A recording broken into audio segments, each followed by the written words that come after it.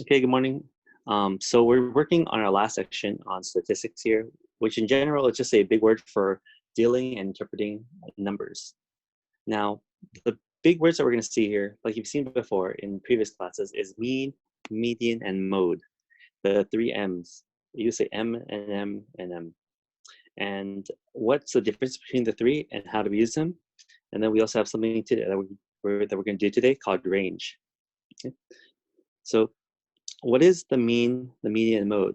And the three M's sometimes are very confused with each other, so I'm gonna try my best right now. You try to make sure you can tell the difference. Well, mean, another way of saying that is just the word average. So that's just the average. And the way we find the average, like we've learned in like 8th grade and 7th grade, is you add up all the values, and from those values, we divide by the number of values I counted up. The example is, what's the average of the numbers? So it's the mean. Again, it's another way of saying average. It's of the numbers like 1, 3, 5, and 7. Okay. We can add up all those numbers. 1 plus 3 is 4. 4 plus 5 is 9. And then 9 plus 7 is 16. So they all add up, plus, plus, plus, to become 16. And then once we add them all up, we divide them by the number of values. 1, 2, 3, 4. And the value is 16 divided by 4 is 4. Now, what's the idea of average? The average is the number that all the numbers are kind of close to, okay? Even the highest number and the lowest number. So I think of this oftentimes as playing with sand. If I took a sandbox and I piled piles of sand on it, right? What's the average height of the sand? Well, if I take the sand and then I start shaking it, like I start moving it left and right, I start shaking it left and right, like a box full of sand. What happens to the sand? Doesn't it start to eventually level out? All the high parts start falling over, right? Eventually, it starts flattening out. We end up with some type of common value across all the parts of the box. And that would be our average. So if we take our numbers, looking at 1, 3, 5, and 7. And imagine if I said, hey, take some of your high values and lend it to low values. Take some of your high values and lend to low values. And what value would it be till everyone has the same amount? Okay. So if I took the 7 and maybe I took 3 away from it and I added to the 1, 1, 3, 5, 7. If I took 3 away, cut off the top, I minus the 3, and I put 3 over here. I move the 3 over here. 3 plus 1 is 4, and this side is 4. So they're both 4 now. And how about the 5? What if I borrow 1 from the 5? If I borrow 1 from the 5, this guy becomes a 4. And then 3 plus 1, this also becomes a 4. So they're all 4, 4, 4, 4 now.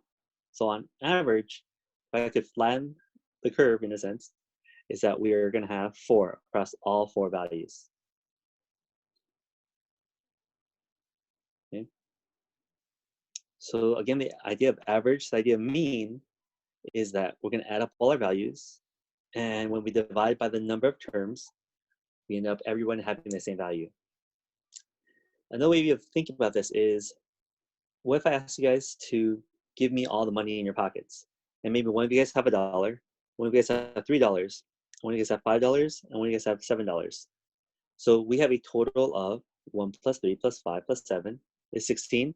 And then I take the 16 out and I redistribute it out to each of these 4 people. Well, to be fair, I take 16 divided by 4. Everyone would end up with $4. So that's the idea of average. There's a lot of different ways of demonstrating that. Let's look at a worksheet with some numbers. Okay, so I came up with a set of numbers here, and I'm showing this in several different ways. You can represent data in a lot of different ways, depending on how you start counting it.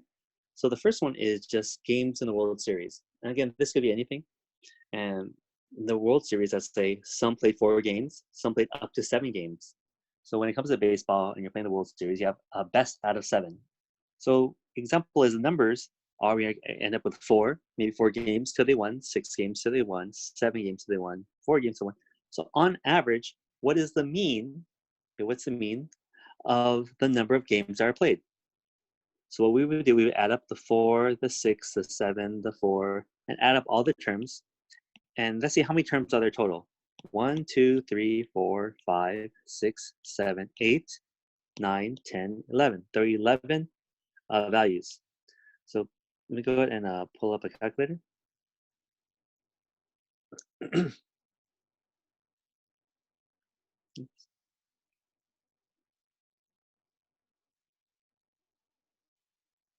Okay, and we have our terms on the left side. And we're going to add up all the values.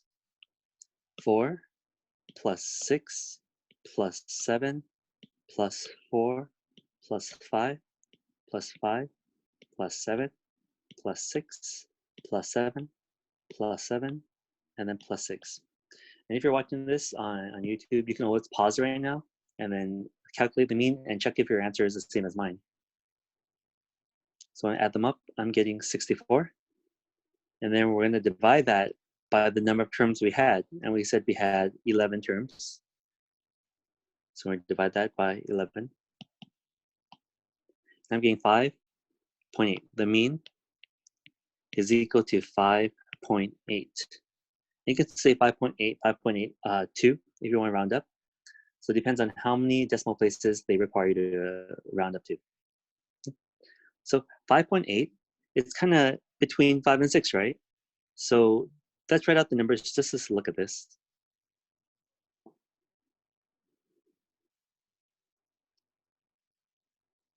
Do we say 4, 4, 5, 5, 6, 6, 6, 7, 7, 7, 7. 1, 2, 3, 4, 7. Yep. So 5.8 would kind of be over here. Okay. So if we borrowed some numbers over here, okay, and then borrowed some more numbers, right? And to pad the values here, give us about 5.8.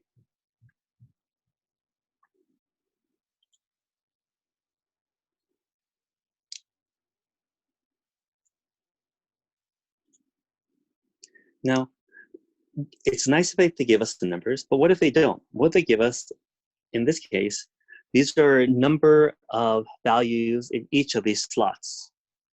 So these slots are 1, 2, 1, 2, 3, 4, 5, 6, 7, 8, 9, 10, 11.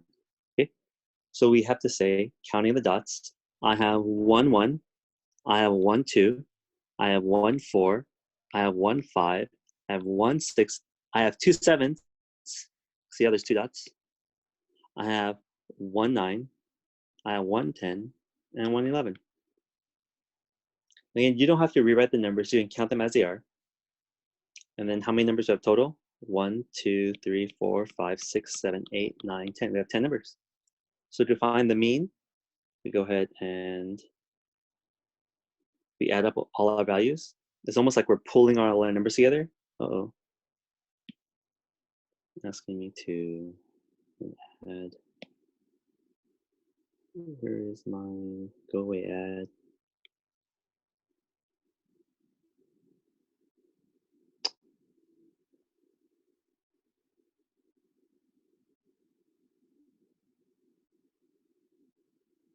It doesn't give me the here.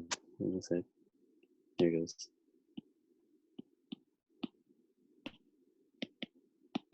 Come on.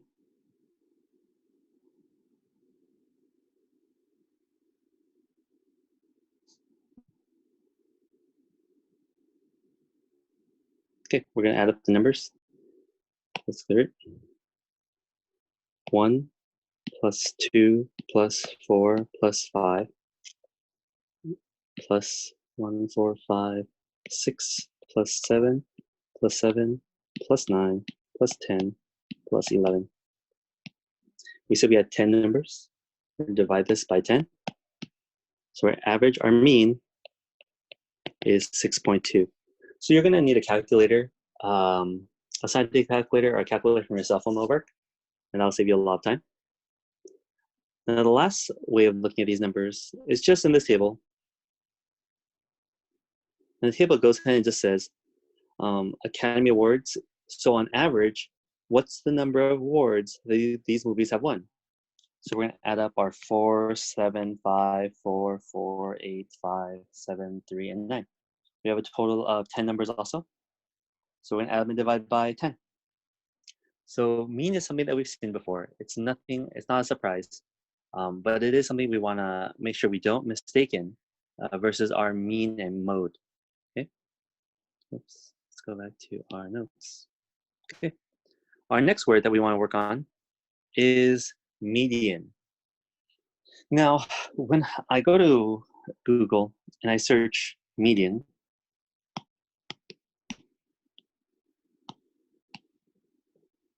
of course, you end up with the math term, right?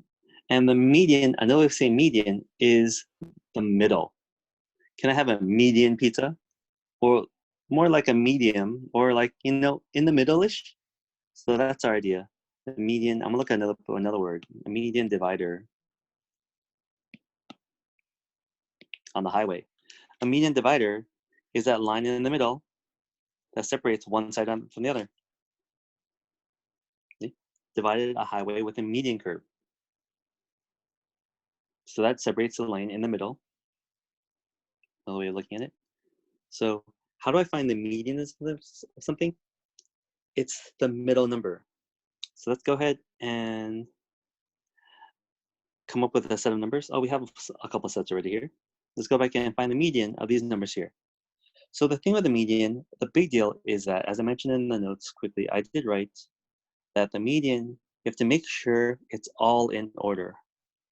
So make sure all the values are first in order. So when I was looking at 4, 4, 5, 5, 6, 6, 7, 7, 7, 7, what is the middle value here? Let's go and clean that up a little bit. When I was given the set, they weren't in order. So in order to find the middle value, you can't have them out of order. If you guys remember, when you guys were in elementary school, you guys would line up from height, shortest to tallest, or tallest to shortest. So when you do line up from height, you can't go tallest and shortest and find the middle unless everyone's in order. So if we look at our first 7 numbers, these are all mixed up. So to find the middle number, you have to put them in order. Now, from there, we can just say which one would be the middle number. And I would just do a simple way of just crossing out the last and the first, last and the first, till we end up with only one number left. And the median number here is the number 6. So the median is actually one of the easiest ones, where if I just start counting values from left to right, you end up with whatever number's in the middle. But what if there is no number in the middle? What if the number is caught between an even set of numbers? Let's give you an example. 1, 2, 3, 4, 5, 6. Let's say this is my set of numbers. I want to find the median here. The median would be something in the middle, right? So if I cancel out 1, 6, 2, and 5, we're stuck with 3 and 4 in the middle. Is it going to be 3 or 4? And what we do is we find the average of the two. We say 3 plus 4 is 7, and we divide that by 2. So the median here will be 3.5. Yes, 3.5 isn't a number in the set, but it is the value that would be in the quote-unquote middle of the two sets, the left and the right set. So 2 things we want to take away. If you're looking for the median, you can just count down, and if it's an odd set of numbers, well, there'll always be one left. But if it's an even set of numbers, we're going to find the average of the 2 in the middle by adding and then divide by 2. So for mean, we're going to add them all up and divide by the number of values.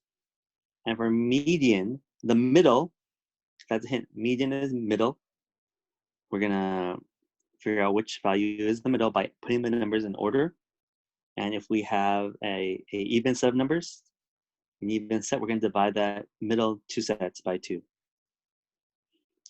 The same thing happens over here. If I go ahead and start getting rid of some values here, 1, 11, 2, 10, 4, 9, 5, 7. Look, 6 and 7 are in the middle. So what's the middle number between that? 6 plus 7 is 13. I'm going to divide 13 by 2, and that's going to be 6.5. So our median is 6.5. That's our median.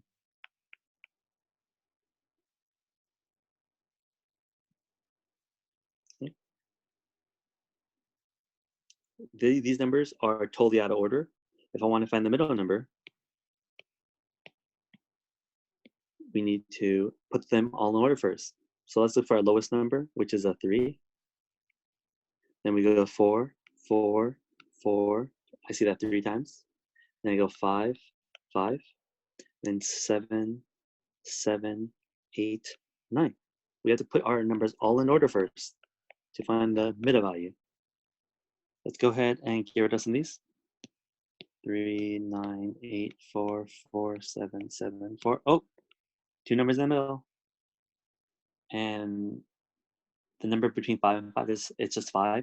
But if we follow our rule, 5 plus 5 over 2 is 10 over 2 is 5. So our middle number, our median is just 5.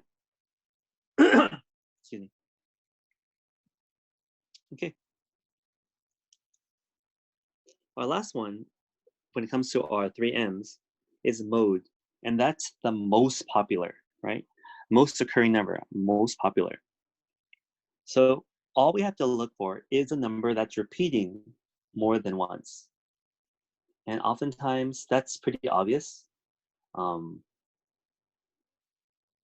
So what happens when we have numbers that are repeating more than once? Okay, so let's come up with a set of numbers. And there's only a couple of gimmicks that you want to make sure you're okay with this. Can we have more than one mode? Mode. And answer is yes, we can have more than one mode. But numbers have to occur more than once to have a mode. So let's look at these numbers again. Maybe we saw this. We don't need this right now. And looking at our last number. What number, when it comes to the games in the World Series, appears the most often?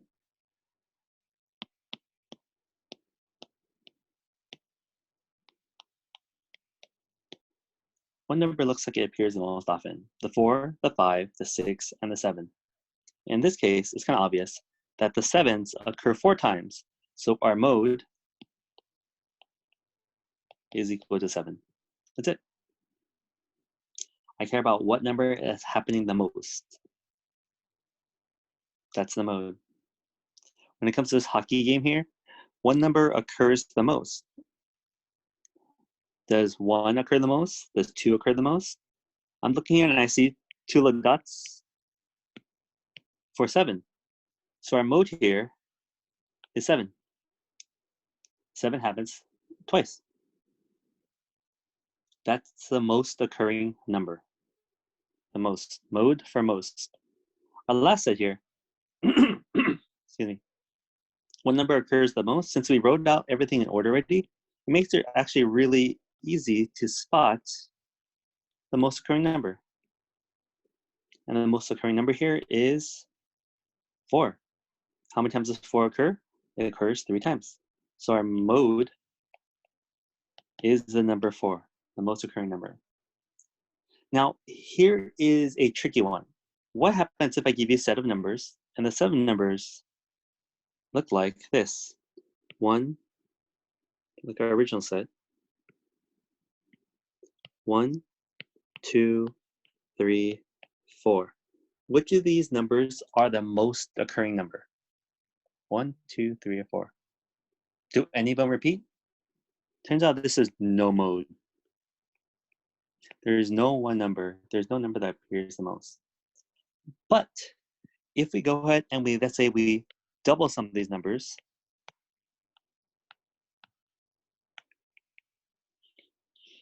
now we have 2 numbers that appear the same amount of time.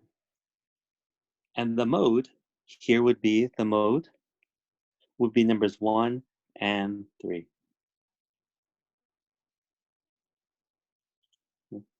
So numbers 1 and 3.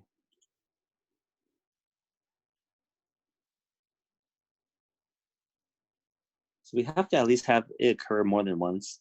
And as long as a number occurs multiple times, the same as the amount as another number, just like here we see happens twice and twice, that means we write them both down. Which I think we've worked on this probably in other grades, so it shouldn't be super new. I just want to make sure you guys have these words. It's been a while. And let's do one more, and that's the range. And range is a little different. The difference in value of the lowest to the highest. So what is the range of numbers? So let's go back and look at this one problem here. We said 1, 3, 5, and 7. 1, 3, 5, and 7. What is the range of these numbers? And what the range is just tell me what is the difference from the lowest number to the highest number. We're gonna write this as the range is actually going from our highest number, because that's gonna be bigger, minus our lower number, which is smaller. So that'll give us a positive number of 6. The range is 6. And that tells us the difference between our lowest and highest number. And this is important for a lot of different places.